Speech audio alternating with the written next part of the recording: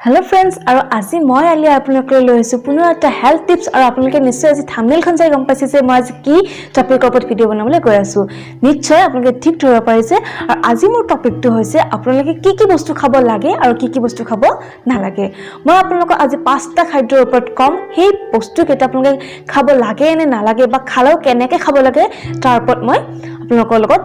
discuss কৰিম গতিকে মই যিখিনি জানো সেইখিনি মই আপোনালোকৰ লগত শেয়াৰ কৰিব খুজিছো গতিকে বন্ধুসকল বেছি দেৰি নকৰি ভিডিঅ'টো আৰম্ভ কৰো গতিকে বলক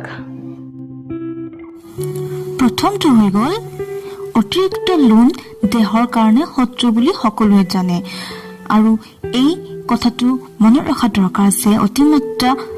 লুণ সেৱনৰ ফলত মানে নিমখ সেৱনৰ ফলত শৰীৰৰ টিস্যুবোৰৰ মাৰাত্মক ক্ষতি হয় আৰু অতিৰিক্ত লুণ খালে আমাৰ উচ্চ ৰক্তচাপৰ ৰোগীসকলৰ কাৰণে বহুতেই বেয়া এতিয়া দ্বিতীয়টো হৈ গ'ল চেনি আমাৰ কাৰণে এক প্ৰকাৰ শত্ৰু বুলি ধৰা হয় কাৰণ অতিমাত্ৰা চেনি খালে আমাৰ দেহৰ কাৰণে বহুতেই বেয়া বেছিকৈ চেনি খালে আমাৰ ভিটামিন বিৰ অভাৱ হয় নিশ্চয় আপোনালোকে এইটো কথা জানে তাৰ ফলত হৃদৰোগ স্মৃতিশক্তি হ্ৰাস হয় শিশুৰ পানী লগা কাহ কৃমি ইত্যাদি বেছিকৈ হয় যিসকল বয়সীয়া ব্যক্তি চেনি খায় তেওঁলোকৰ ডায়েবেটিছ হৃদৰোগ আদি শিকাৰ হ'ব পাৰে এতিয়া 3 নম্বৰটো হৈ গ'ল পিয়াজ আৰু নেহেৰু খোৱাটো আমাৰ কাৰণে উপকাৰী নে অপকাৰী নিশ্চয় সকলোৱে জানে যে পিয়াজ আৰু নেহেৰু আমাৰ কাৰণে যথেষ্টখিনি উপকাৰী কিন্তু পিয়াজ আৰু নহৰু একেলগে খোৱাটো হানিকাৰক আমি যেতিয়া এই দুটা বস্তু একেলগে খাওঁ তেতিয়া আমাৰ দেহত ই অনিষ্ট সাধন কৰে গতিকে আপোনালোকে পিয়াজ আৰু নেহেৰু খালে সদায় একেলগে নাখাব এতিয়া 4 নম্বৰটো হৈ গ'ল বন্ধাকবিত প্ৰচুৰ পৰিমাণে লৌহ থাকে যি ৰক্তহীনতাৰ কাৰণে বহুতেই উপকাৰী কিন্তু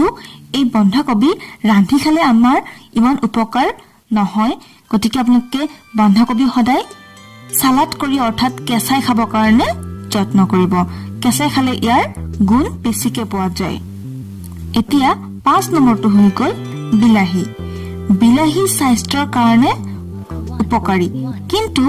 আমি এই বিলাহী ৰান্ধি খাব কেতিয়াও নালাগে কিন্তু আমি মুখৰ জুতিত আমি ৰান্ধি খাওঁ কিন্তু এইটো বহুতে অনিষ্টকাৰী আমাৰ দেহৰ কাৰণে আৰু আপোনালোকে এই বিলাহী খালে সদায় কেঁচাই খাব কেঁচাই খালেহে ইয়াৰ উপকাৰ পোৱা যায় আৰু ইয়াত শৰীৰৰ বাবে প্ৰয়োজনীয় এ বি আৰু চি ভিটামিন পোৱা যায় গতিকে বন্ধুসকল দেখা পালে মই খাদ্যগতৰ ওপৰত কিছু কলো মোৰ যিখিনি জনাত আছিলে যিখিনি মই জানো সেইখিনি মই আপোনালোকৰ লগত শ্বেয়াৰ কৰিলো গতিকে বন্ধুসকল এইখিনি আপোনালোকে অলপমান চেষ্টা কৰিব